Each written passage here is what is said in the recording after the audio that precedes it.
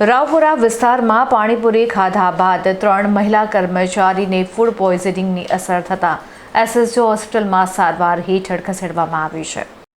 રાવપુરા સ્થિત લારી પર પાણીપુરી આરોગ્ય બાદ એસએસજી હોસ્પિટલની 3 મહિલા સ્ટાફ કર્મચારીઓને ગંભીર ફૂડ પોઈઝનિંગ થતાં તેમને ત્વરિત સારવાર અર્થે હોસ્પિટલમાં ખસેડવામાં આવી છે। મળતી માહિતી મુજબ પાણીપુરી ખાધાના થોડા સમયમાં 3 મહિલા કર્મચારીઓની તબિયત અચાનક લથડી હતી। તેમને ઉલટી, ડાયરિયા અને પેટમાં અસહ્ય દુખાવાની ફરિયાદ ઉપડી હતી। સ્થિતિ ગંભીર જણાતા તેઓને તાત્કાલિક એસએસજી હોસ્પિટલના ઇમરજન્સી વોર્ડમાં સારવાર અર્થે દાખલ કરવામાં આવ્યા છે, જ્યાં હાલ તેમની સારવાર ચાલી રહી છે। આ ઘટનાની જાણ થતાં જ વડોદરા મહાનગરપાલિકાનું ખોરાક અને ઔષધ નિયંત્રણ વિભાગ હરકતમાં આવ્યું છે।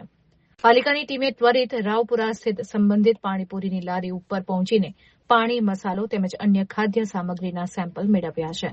તમામ સેમ્પલને ચકાસણી અર્થે લેબોરેટરીમાં મોકલી આપવામાં આવ્યા છે। આ અંગે અધિકારીઓએ જણાવ્યું હતું કે લેબોરેટરી રિપોર્ટ આવ્યા બાદ અસ્વચ્છ કે ભેળસેળયુક્ત ખોરાક સાબિત થશે તો બેદરકાર લારી ધારક સામે કાયદેસરની સખત કાર્યવાહી કરવામાં આવશે।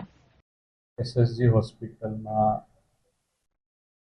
3 દર્દીઓને અહીંયા પાણીપુરી ખાધા બાદ ઝાડા ઉલટીની તકલીફ થઈ હોવાનું જણાઈ આવતા અહીંયા દર્દીને સારવાર માટે લઈ આવેલા, તેઓને દાખલ કરવામાં આવેલા અને યોગ્ય સારવાર આપવામાં આવી રહી છે।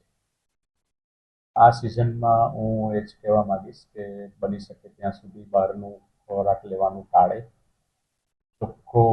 ચોખ્ખાઈ રાખે, ગંદુ પાણી જ્યાં બી હોય તેને દૂર કરવાનો પ્રયત્ન કરે, ખાબોચિયા ભરાયેલા હોય તો એ પણ દૂર કરવાનો પ્રયત્ન કરે, તો આ પ્રકારના રોગો જે પાણીજન્ય રોગો છે એને ટાળી શકાય।